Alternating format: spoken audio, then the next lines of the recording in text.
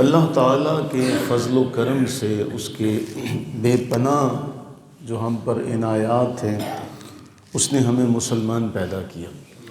اور اقبال نے ایک بڑا خوبصورت جملہ کہا تھا کہ اپنے آپ کو باقی اقوام سے ملانے کی کوئی ضرورت نہیں ہے کہ تم اپنے آپ کو یوں سمجھو کہ باقی جیسی قومیں ہیں ہم بھی اسی طرح ہیں۔ ایک جملہ ایک شعر میں انہوں نے ساری بات سمیٹ دی، خاص ہے ترکیب میں قوم رسول ہاشمی۔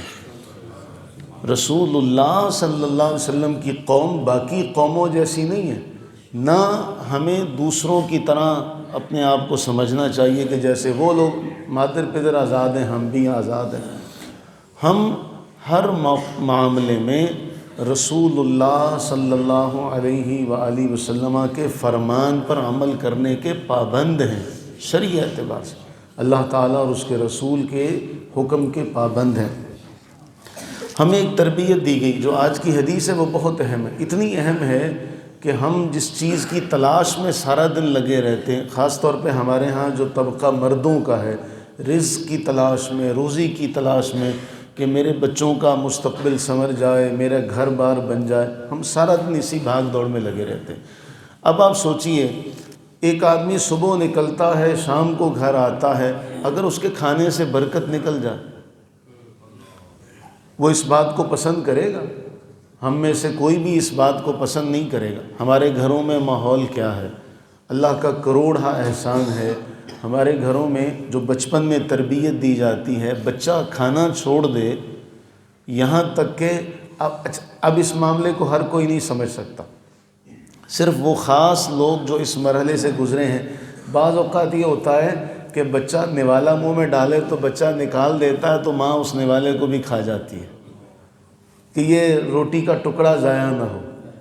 یہ سبق ہمیں ہمارے گھروں سے ملتا ہے، ہمارے گھروں میں تربیت کا یہ نظام ہے کہ ہم وہ لقمہ بھی ضائع نہیں ہونے دیتے، لیکن ہم کیا کرتے ہیں، اس جو تربیت ہے اس کو بھول جاتے ہیں، اور جب ہم تھوڑا سا بڑے ہو جاتے ہیں تو پھر ہم اس معاملے میں غیر محتاط ہو جاتے ہیں۔ ابھی ہم نے جو آج آیہ مبارکہ پڑھی دوسری رکعت میں، اس میں ایک جملہ ہے کہ اللہ تعالیٰ نے ہمیں فضول خرچی سے منع فرمایا، اور فضول خرچ کو اللہ تعالیٰ جل وعلا نے شیطان کا بھائی قرار دیا۔ تو مطلب یہ ہوا کہ ہر معاملے میں خرچہ کرنا، اگرچہ ہماری کمائی ہے، ہم نے کمائی ہے، لیکن قرآن نے واضح طور پر فرمایا کہ اس راستے پر خرچ نہ کرنا۔ اور اچھا، پھر قرآن نے یہ بھی بیان کیا کہ شیطان کیا کرے گا، نیکی کے معاملے میں تمہیں روکے گا، برائی کے معاملے میں تم جی کھول کر خرچ کرو، تمہیں اپنے جیسے چار اور مل جائیں گے۔ جو حدیث ہے اس میں جملہ کیا ہے، اور اس حدیث کی لطافت کو، اس کی باریکی کو سمجھیے گا۔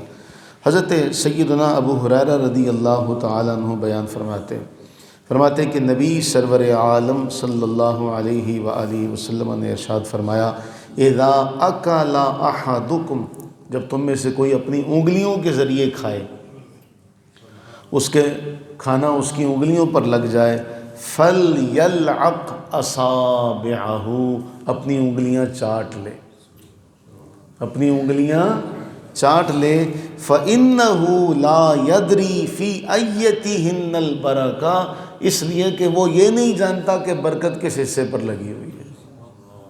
اب ہماری انگلیوں کے ساتھ کتنا لگتا ہے، ہماری انگلیوں کے ساتھ ہم چاول کھائیں تو چاول کا دانہ نہیں لگے گا، مسالہ وغیرہ کوئی لگے گا نا۔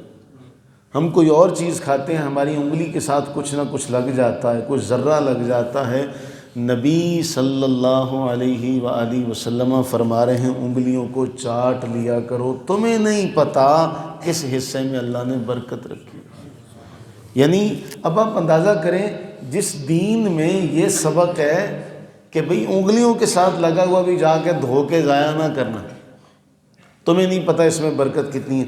اب جب انگلیوں کے ساتھ لگا ہوا اللہ کے نبی علیہ السلام نے ضائع کرنے سے منع فرمایا، تو جو برتن میں ہوگا، جو برتن میں ہوگا، اس لیے ہمارے ہاں بچپن میں تعلیم دی جاتی ہے گھروں میں، ہم سب کی مائیں بیٹیاں، کہ اتنا ڈالو جتنا کھانا ہے۔ لیکن یہی طبقہ، یہی ہم جب ہم باہر جاتے ہیں، شادیوں کا سیزن ہے تو آپ دیکھیں پلیٹوں کا کیا حال ہوتا ہے۔ ہم کئی بار یہ بات کر چکے ہیں کہ یہ جو پھر معاملہ ہے کہ تمہیں نہیں پتہ کس حصے میں اللہ نے برکت رکھی ہے۔ اچھا، پھر ہم نے کئی لوگوں کو ایسے دیکھا، وہ جی لوگ اچھا نہیں سمجھتے، لوگوں کو راضی کرنا ہے۔ لوگ ہمارے رازق نہیں ہیں، لوگ ہمارے خالق نہیں ہیں۔ قرآن نے تو ہمیں سبق دیا۔ اچھا، پچھلے وقتوں میں ہماری بڑی عمر کی خواتین، ہمارے بزرگ قرآن کریم کی آیات سنایا کرتے تھے۔ آج نئی نسل میں یہ بھی جاتا رہا، وَتُعِزُّ مَن تَشَاءُ وَتُذِلُّ مَن تَشَاءُ۔ اس کا کیا معنی ہے کہ ان کے ہاتھ میں تو ہے ہی کچھ نہیں، ان کے ہاتھ میں تو ہے ہی کچھ نہیں۔ اصل معاملہ تو اللہ تعالیٰ کے اختیار میں ہے، بِیَدِکَ الْخَیْرُ اِنَّکَ عَلیٰ کُلِّ شَیْءٍ قدیر، جب وہ ہر چیز پر قادر ہے۔ اور پھر صحابہ کرام علیہم رضوان کا یہ معاملہ ملتا ہے۔ دارمی میں ایک روایت ملتی ہے کہ بادشاہ کے دربار میں کھانا کھا رہے تھے، بادشاہ کا دربار ہے، اس میں کھانا کھاتے ہوئے وہ صحابی نے انگلیوں کو چاٹا، برتن کو صاف کیا، وہ کسی نے کونی ماری، وہ بادشاہ کے دربار میں بیٹھے ہو، بادشاہ کیا سوچے گا؟ فرمایا ان احمقوں کی وجہ سے، ہائے ہائے، انترکو سنت نبینا لہؤلاء الحمقاء، وہ ان احمقوں کی وجہ سے نبی کی سنت کو چھوڑ دیں،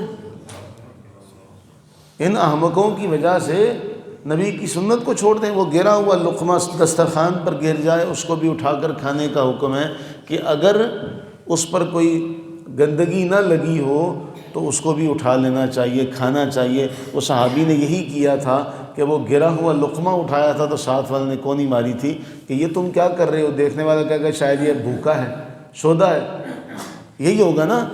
اچھا، ہم کسی جگہ پر بیٹھے تھے، کافی عرصہ پہلے کی بات ہے، تو وہ کہتا جی تھوڑی سی بوتل چھوڑ دینا، تھوڑی سی چائے چھوڑ دینا، یہ ہمارے ہاں تہذیب کی علامت ہے۔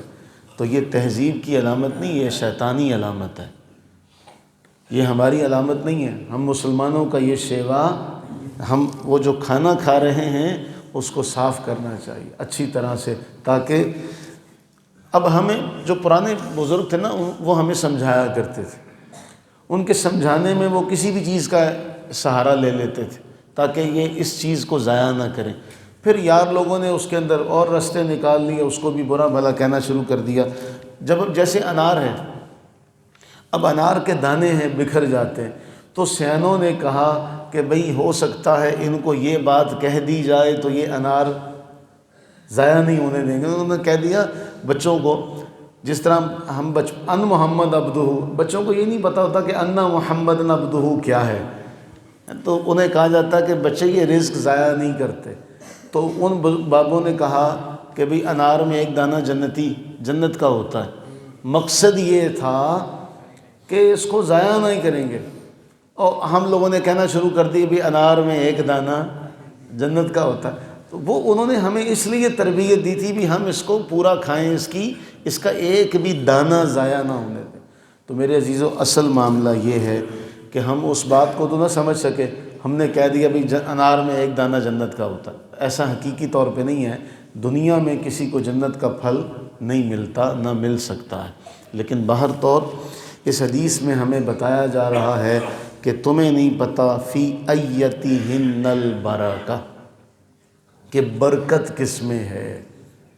ہو سکتا ہے تمہارے ہاتھ کے ساتھ جو لگا ہوا ہے ذرہ، اس میں اللہ نے برکت رکھی ہو تو وہ ضائع ہو جائے، تو بتائیے پھر برکت ضائع ہو جائے گی تو ہم جو سارا دن بھاگ دوڑ میں لگے رہتے ہیں، سارا مہینہ کمائی کرتے ہیں، تو پھر برکت تو چلی گئی۔ اللہ سے یہ دعا کریں کہ اللہ تعالیٰ اللہ کی طرف سے ہمیں جو کچھ مل رہا ہے، سانس بھی مل رہا ہے، تو یہ بھی اس کی طرف سے رزق ہے، اس کو بھی ضائع کرنا بے برکتی ہے۔ جب رزق کو ضائع کرنے کی اجازت نہیں ہے تو اللہ کی طرف سے جو صلاحیتیں ملی ہیں ان کو ضائع کرنے کی اجازت ہوگی؟ ان کو بھی ضائع کرنے کی اجازت نہیں ہوگی۔ اللہ تعالی ہم سب پر اپنی رحمتیں، برکتیں نازل فرمائے۔